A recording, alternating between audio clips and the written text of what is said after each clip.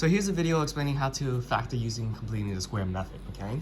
In this case right here, we can't use the sum product method because there's no two numbers that multiply to give you 4 and adds up to 6. So in this case, because the b value is even, it makes more sense to complete the square.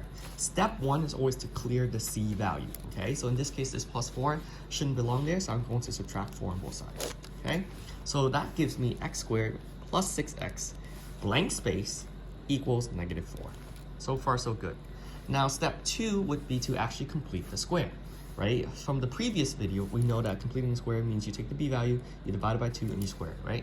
So 6 divided by 2 is 3. 3 squared is plus 9. Now, the most important thing is what you do to one side, you do to the other, plus 9 over there as well, okay? From there, the next step is to simplify. So in the previous video, we explained that you simplify this perfect square trinomial by simply doing x plus 3 times x plus 3. Okay, because 3 plus 3 is 6, 3 times 3 is 9. It's equal to 5 on this side. Now, a more elegant way of writing this is actually x plus 3 squared is equal to 5. Okay, and from here, first we need to simplify, right?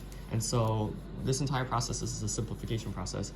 I need to get rid of this square. And so the way that I get rid of this square is taking the square root of both sides, okay? So now I have x plus 3 is equal to square root of 5, okay? Plus or minus square root of 5, because there's two possible answers. And then the final thing is to isolate x, right? So I subtract 3 on both sides, and I get this value of x equals -3 plus or minus square root of 5. And that's how you complete the square.